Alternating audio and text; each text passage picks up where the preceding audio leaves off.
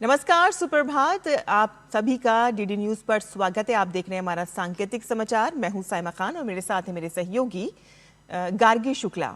नजर डालते हैं सबसे पहले हेडलाइंस पर।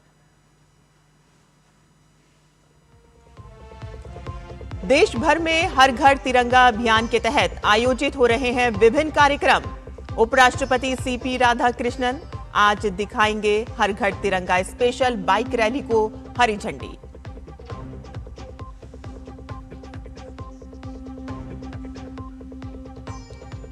प्रधानमंत्री नरेंद्र मोदी आज करेंगे पूर्व राष्ट्रपति रामनाथ कोविंद की आत्मकथा Triumph of the Indian Republic my life my struggle का विमोचन। इस अवसर पर वहां एकत्रित लोगों को करेंगे संबोधित।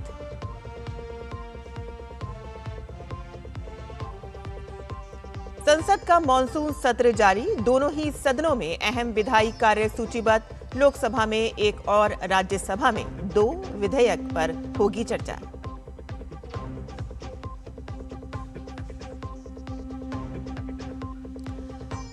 झारखंड में छात्रों का आंदोलन लगातार जारी। छात्रों ने पुलिस लाठीचार्ज के खिलाफ शिबू सोरेन के कटआउट के साथ निकाला मौन जुलूस।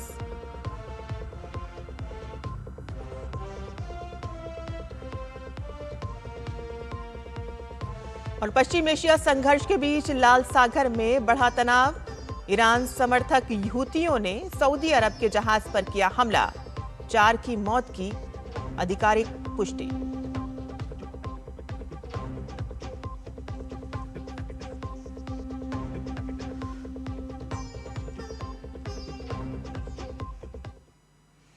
और अब समाचार विस्तार से। और बुलेटिन में सबसे पहले खबर हर घर तिरंगा अभियान से जुड़ी हुई।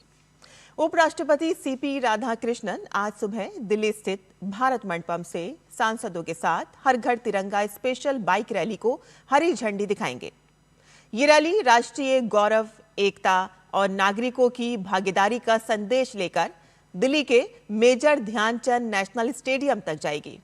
आजादी के अमृत महोत्सव की भावना को आगे बढ़ाते हुए ये रैली राष्ट्रीय गौरव, एकता और देशभक्ति का संदेश देगी।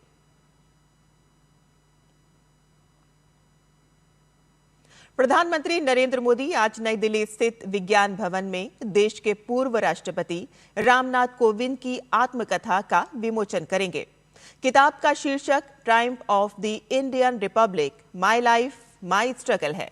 प्रधानमंत्री इस अवसर पर वहां एकत्र लोगों को संबोधित भी करेंगे।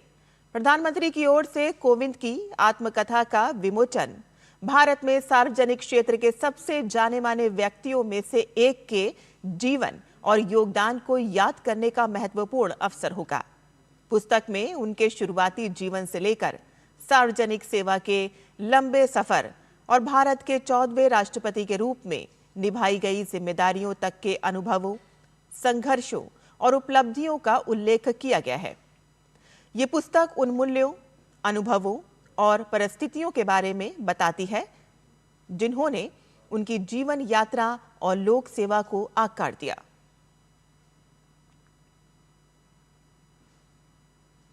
झारखंड में छात्रों का आंदोलन लगातार जारी है। जेपीएससी और जेएसएससी भर्ती परीक्षाओं में अनियमितताओं के विरोध में छात्रों का आंदोलन कल शाम को एक अलग रूप में नजर आया। सोमवार को विधानसभा घेराव के दौरान पुलिस लाठीचार्ज के विरोध में छात्रों ने मंगलवार शाम मौन जुलूस निकाला। आंदोलनरत छात्रों ने जयपाल सिंह मुंडा स्टेडियम में एल्बर्ट एक्का चौक तक मौन जुलूस निकाला। करीब 2 किलोमीटर के इस मार्च में बड़ी संख्या में छात्र शामिल हुए। कई छात्रों ने अपने मुंह पर पट्टियां बांध रखी थी, जबकि कुछ ने मुंह पर उंगली रखकर मौन विरोध का संदेश दिया। जुलूस के दौरान छात्रों ने शिबू सोरेन के कटआउट और नारों लिखी तख्तियां भी ले रखी हुई थीं। कई छात्रों ने मोबाइल फोन की फ्लैशलाइट जलाकर भी अपना विरोध दर्ज कराया। आंदोलनकारी छात्र विवादित परीक्षाओं को रद्द करने, कथित गड़बड़ियों की स्वतंत्र जांच कराने और भर्ती प्रक्रिया में व्यापक सुधार की मांग कर रहे हैं।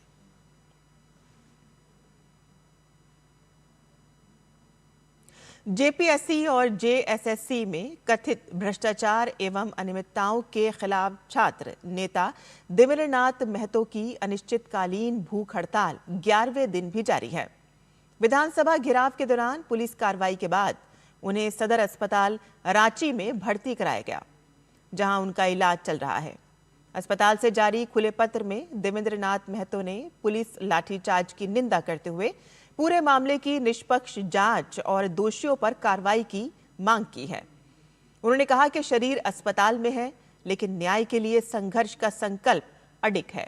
उन्होंने स्पष्ट किया है कि झारखंडी छात्रों के संपूर्ण न्याय तक मेरी भूख हड़ताल जारी रहेगी और साथ ही उन्होंने छात्र युवाओं से संयम, एकजुटता और शांतिपूर्ण लोकतांत्रिक संघर्ष बनाए रखने की अपील की है।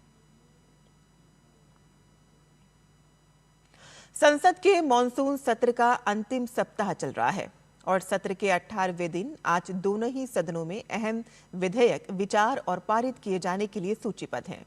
लोकसभा में आज खान और खनिज विकास और विनियमन संशोधन विधेयक 2026 पर चर्चा होगी। विधेयक के माध्यम से खान और खनिज विकास और विनियमन अधिनियम 1957 में संशोधन किए जाने का प्रस्ताव है। वहीं राज्यसभा में 2 विधेयक केरल नाम परिवर्तन विधेयक 2026 और राष्ट्रीय सहकारी विकास निगम संशोधन विधेयक 2026 सूचीबद्ध है। राष्ट्रीय सहकारी विकास निगम संशोधन विधेयक के माध्यम से राष्ट्रीय सहकारी विकास निगम अधिनियम 1962 में संशोधन का प्रस्ताव है और इसके माध्यम से राष्ट्रीय सहकारी विकास निगम एनसीडीसी का दायरा व्यापक होगा और साथ ही तकनीक और प्रोसेसिंग को बढ़ावा मिलेगा। तो वहीं केरल राज्य के नाम से जुड़े केरल नाम परिवर्तन विधेयक के माध्यम से राज्य का नाम बदलकर केरलम करने का प्रस्ताव है और ये दोनों ही विधेयक कल लोकसभा से पारित हो चुके हैं। और इसके साथ ही जस्टिस यशवंत वर्मा के खिलाफ लगाए गए आरोपों की जांच करने वाली जांच समिति की रिपोर्ट आज सदन के दोनों सदनों में पेश की जाएगी। जस्टिस यशवंत वर्मा के सरकारी आवास से बड़े पैमाने पर नकदी मिलने के बाद उन्हें हटाने की कार्रवाई शुरू की गई थी। स्वतंत्रता दिवस समारोह से पहले राजधानी दिल्ली में सुरक्षा व्यवस्था बढ़ा दी गई है। दिल्ली पुलिस ने कई इलाकों में रात के समय वाहनों की चेकिंग शुरू कर दी है। प्रमुख सड़कों और संवेदनशील इलाकों में बैरिकेडिंग कर संदिग्ध वाहनों और लोगों की जांच की जा रही है। साथ ही सुरक्षा के मद्देनजर पुलिस की पेट्रोलिंग भी बढ़ा दी गई है।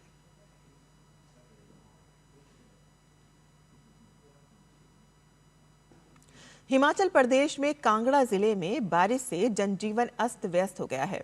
कांगड़ा शहर के भारी इलाके में रानीताल बाथू पुल के पास भूस्खलन हुआ, जिससे 4 लेन राष्ट्रीय राजमार्ग का एक हिस्सा बंद हो गया।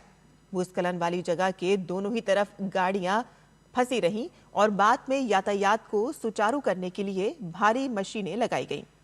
सड़क पर पत्थर गिरने से रोकने के लिए 4 लेन बनाने वाली कंपनी ने रानीताल के पास पहाड़ी पर इंटरलॉकिंग प्रोटेक्शन सिस्टम लगाया है।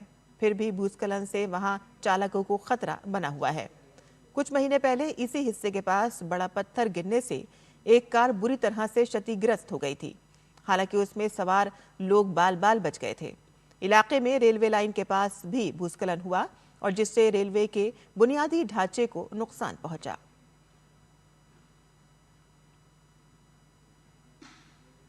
अमेरिका और ईरान युद्ध के बीच समुद्री मार्गों पर लगातार तनाव बढ़ता जा रहा है।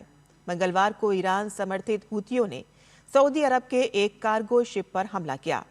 यमन सरकार के परिवहन मंत्रालय की ओर से जानकारी दी गई कि इस हमले में 4 लोगों की मौत हो गई है। ये हमला तब हुआ कि जब ये जहाज लाल सागर में सैन्य उपकरण ले जा रहा था। ये हमला बाब अल मंदेब जल डमरू मध्य में किया गया।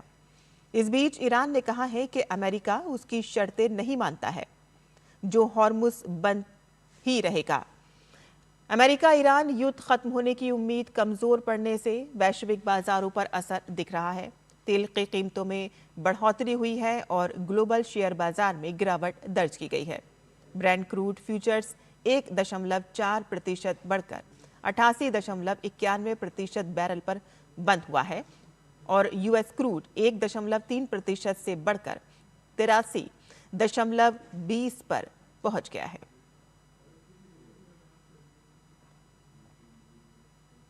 अफ्रीकी देश कांगो में इबोला का मौजूदा संक्रमण बेहद गंभीर रूप ले चुका है। संयुक्त राष्ट्र के मुताबिक इबोला से मरने वालों की संख्या 2000 के पार पहुंच गई है।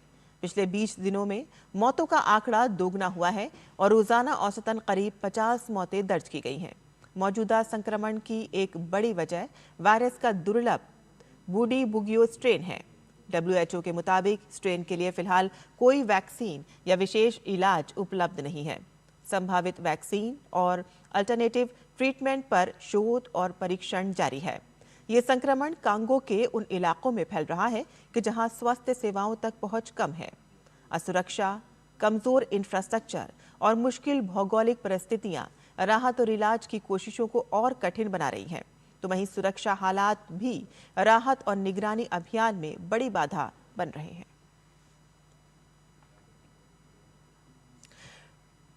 और इसी के साथ ही हमारा ये सांकेतिक समाचार यहीं खत्म होता है। मुझे और मेरी सहयोगी गार्गी शुक्ला को अनुमति दें। आप देखते रहिए DD न्यूज़। नमस्कार।